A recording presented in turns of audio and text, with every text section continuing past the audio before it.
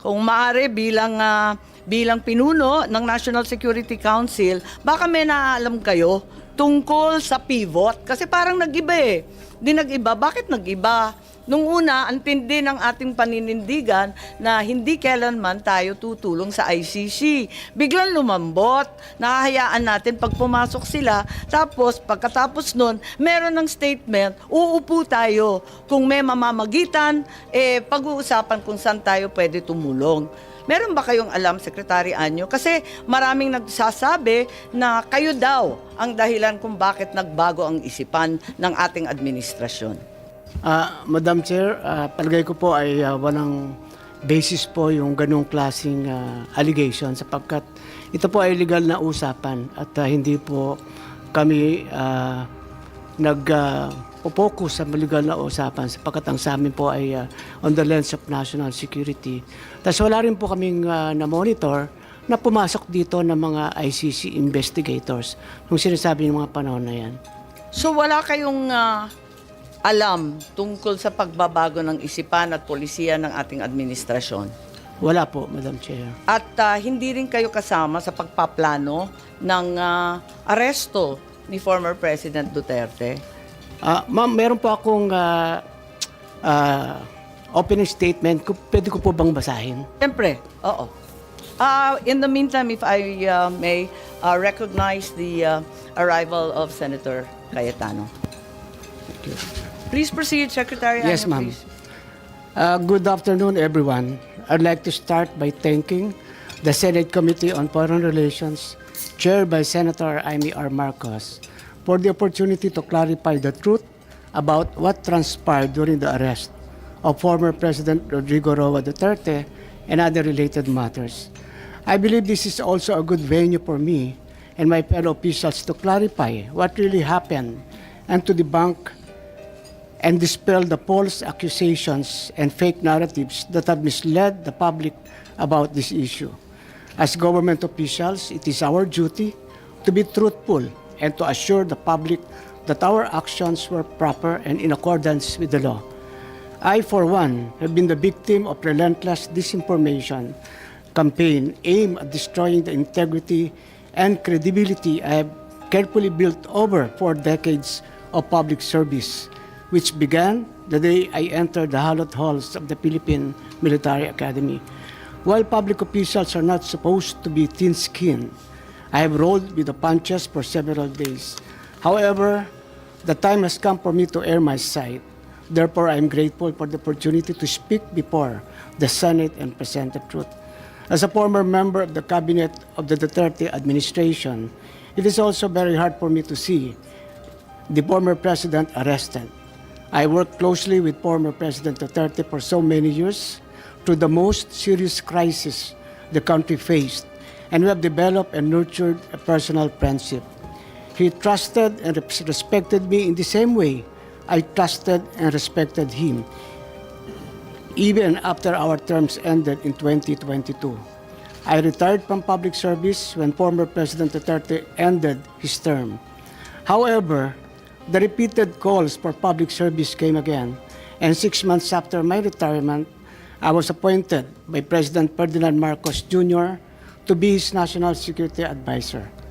I saw my appointment as a continuation of my service to the Filipino people across different administrations. As a soldier, my loyalty has always been to the Constitution and the chain of command. This has always been my principle when I served as the Commanding General of the Philippine Army under President Noynoy Aquino, then as AP Chief of Staff, and later as Secretary of the Department of Interior and Local Government under President Duterte, and now as National Security Advisor under President Marcos Jr. In its position, I have held under several administrations.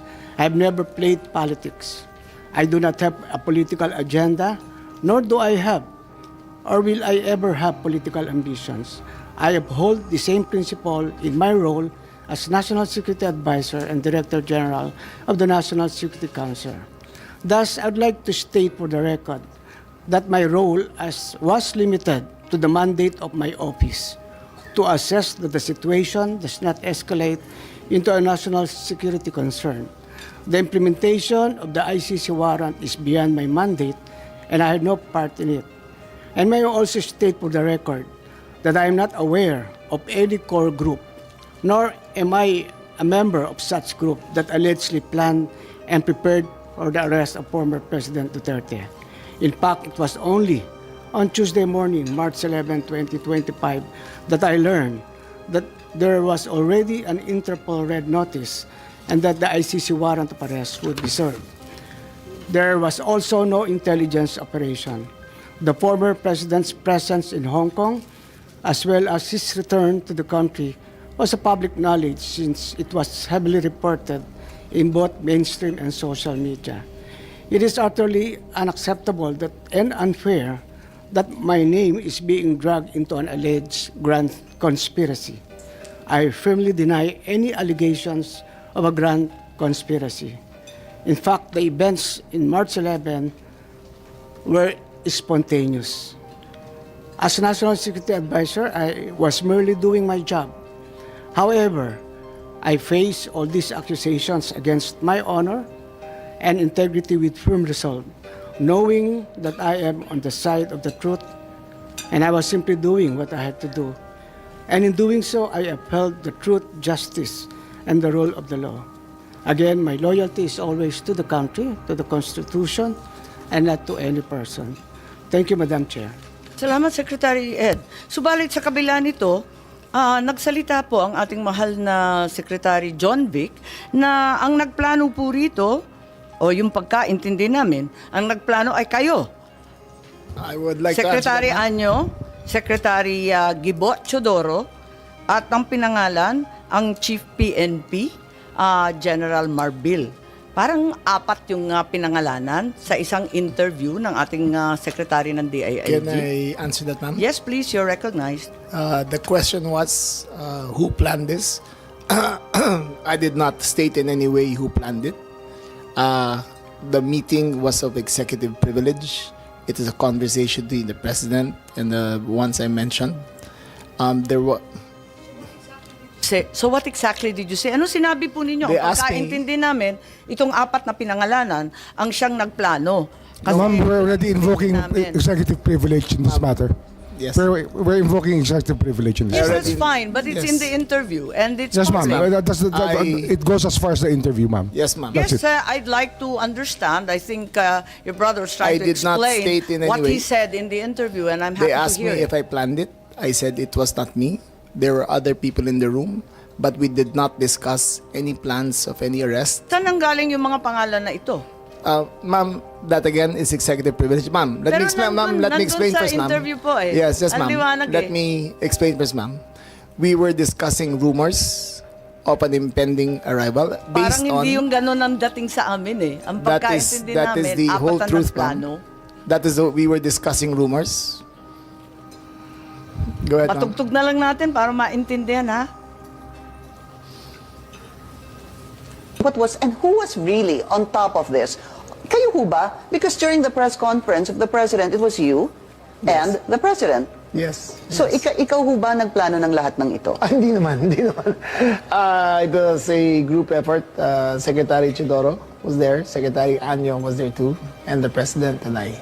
So, hindi naman ako. Ako lang ang I natira. stand by that, ma'am. Last man standing doon sa Malacanang. I stand by that. Kasi Secretary Chidoro was working out of his office. Eh napakaliwanag po ng sinabi Yes, ma'am. ninyo. Wala Secretary namang Anyo, of mapakiyaw-kiyaw course, dun his sa specialty is sinabi. intelligence. Yes, ma'am. Patayin na muna natin. Pakaliwanag naman ang sabi ninyo, hindi ako mag-isa kahit ako ang kasama ng presidente nung nagsalita Yes, ma'am. sa press con, hindi ako mag-isa ang nagplano. Isang grupo kami. Tapos pinangalanan mo. No, ma'am. Sinabi ninyo eh. I state, ma'am, again, executive privilege. But, ma'am, Walang executive privilege kasi binunyag na I ninyo sa must TV. state it very clear, as I stated very clear, that there was no mastermind. We were discussing mainly about what the president's statements were in Hong Kong, and it was based all on that statement, ma'am.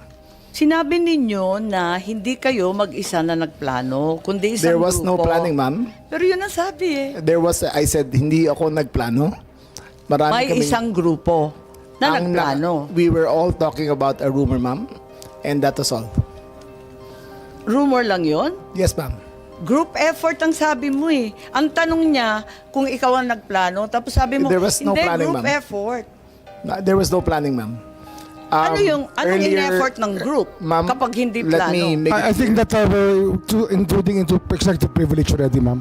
I think that we please No, I'm respect just our... asking him to explain the media. Yes, ma'am. But Yes, it's already I'm a very thin confining- dividing line between what transpires in a room between I will- cabinet members I will- and a media statement. But there's a very thin dividing line, ma'am. Understood. I hope that we can respect executive privilege. Understood, and the Senate and the Secretary Chodoro is fully aware.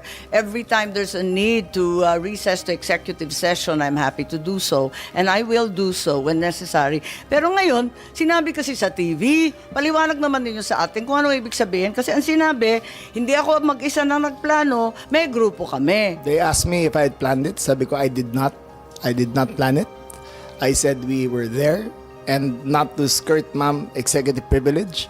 It was mainly because of the statements of the former president in Hong Kong that he said, in his words, ma'am, in Hong Kong, that, I think you have a clip, he said that, ang reading ko ay may ICC warrant of arrest na. That was the best of my recollection, ma'am. So anong pinag-group effortan? Anong To discuss the rumor, ma'am. grupo na That, again, ma'am, pinangalanan nyo? as far Sorry. as I will invoke in executive privilege, you cannot plan on a rumor, ma'am. Kaya nagtataka So, ako, again, bakit ma'am, group effort? Chismis lang naman yun. Chismis nga. Ayun Yun na nga, yun. kung chismis, bakit mag-group effort pa? Tapos pinangalanan mo Ma'am, pa lahat na maraming nagpag-group marites sa effort. mundo to, ma'am. Dabis naman yung marites, dami-daming It marites was a sa amin. discussion of a rumor based on the statement of the president in Hong Kong. Nakakatuwa lang dahil chismis lang pala eh. Bakit sesentensyahan yung tao sa base ng chismis? It was a discussion of a rumor based on the statement of the president in Hong Kong. So you deny that you're part and parcel of the planning and that the other persons you named, hindi rin sila kasali dun sa pagpaplano? Again, ma'am, we were discussing the statement of the former president while he was in Hong Kong, that he said that he said, in his words, ang reading ko ay may warrant of arrest na ako. So that was the only basis of the conversation, ma'am. So ito yung group effort ninyo? Yes, ma'am. Pinagtulong-tulungan ninyo yung isang bahagyang chismis? It was, ma'am, all of that is, again, the statement of the former president, not ours. Okay, so walang kinalaman to. Pero para lamang sa kaprasong chismis, magtitipon-tipon pa yung mga sekretary ng kabinete. Nakakatuwa naman. Call it what you may, ma'am. Walang magawa.